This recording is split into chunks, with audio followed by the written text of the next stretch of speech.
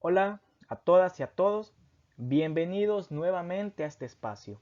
Mi nombre es Óscar Daniel Moncada, estudiante en Práctica Profesional 1 de la carrera de Ciencias Sociales en la Universidad Pedagógica Nacional Francisco Morazán. El día de hoy hablaremos sobre Honduras y los organismos de financiamiento internacional.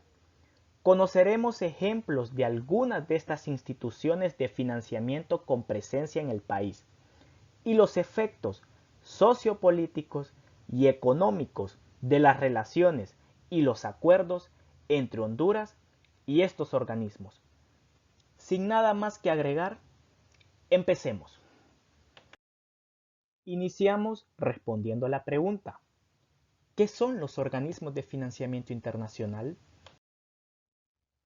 Si leen detenidamente la presentación, observarán la definición que nos encontramos en las distintas páginas web sobre lo que es un organismo de financiamiento internacional. Pero en este video detallaremos un poco más. Los organismos de financiamiento internacional constituyen una red global de instituciones supranacionales, es decir, que están conformadas por varios países, se encuentran por encima de los estados y gobiernos nacionales, cediendo en aspectos fundamentales como la soberanía institucional, prestan asesoramiento o asistencia financiera a los países, sobre todo a aquellos con inestabilidad económica o de escasos recursos. Pero más allá de la colaboración entre países, estas instituciones también son el reflejo del poder hegemónico, donde las instituciones y grupos con mayor potencial político y económico se imponen sobre naciones vulnerables y pobres, como el caso de Honduras. Ahora, ¿cuáles son las funciones de estos organismos de financiamiento internacional de los que tanto se habla? 1. Supervisan y regulan las políticas públicas en materia económica y financiera de aquellos países que forman parte de estos organismos, brindando asesoramiento para el gasto público, que es representado por la educación, la salud, la seguridad y la infraestructura, en elevar o bajar los impuestos, también en materia de empleo y pagos que realizan los países por exportar e importar. 2. Otorgan préstamos y donaciones para el desarrollo de proyectos nacionales y el cumplimiento de los compromisos de los gobiernos con su ciudadanía. 3. Otra función que cumplen los organismos de financiamiento internacional es el auxiliar, facilitando fondos millonarios con el propósito de mantener una cierta estabilidad económica en los países más afectados por las crisis.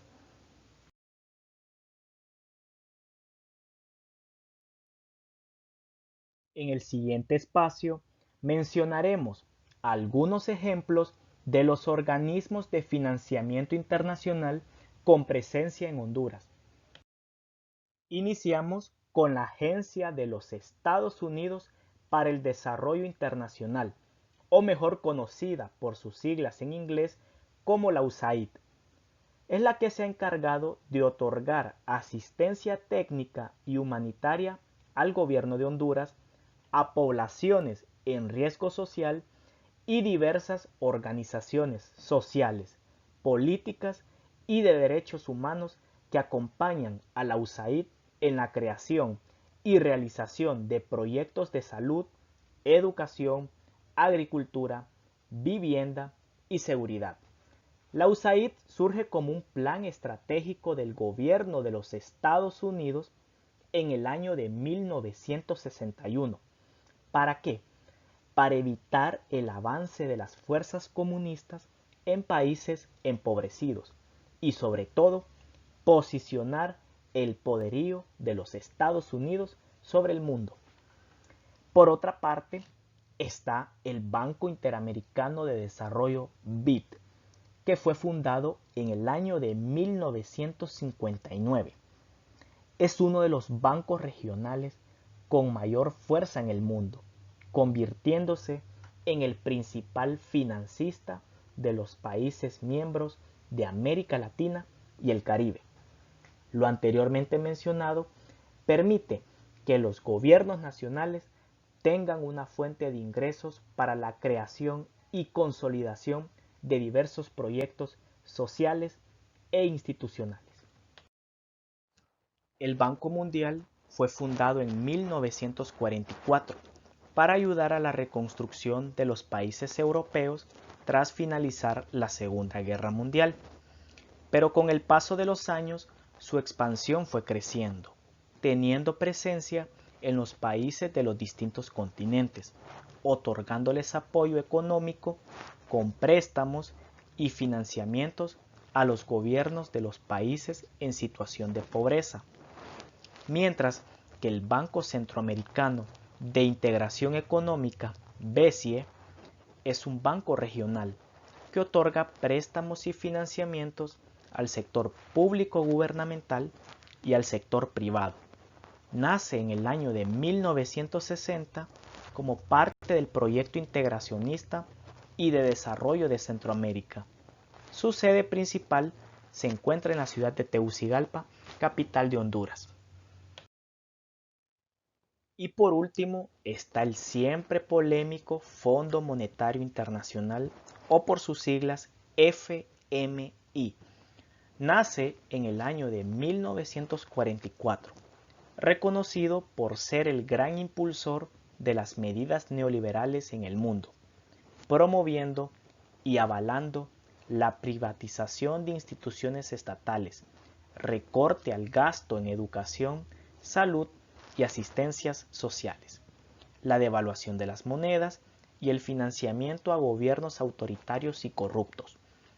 El Fondo Monetario Internacional se encarga de brindar asesoramiento en materia económica y préstamos a países con altos niveles de pobreza, que han enfrentado una catástrofe natural o crisis social, a cambio de seguir las condiciones neoliberales por el FMI, como devaluar la moneda y recortar los gastos públicos.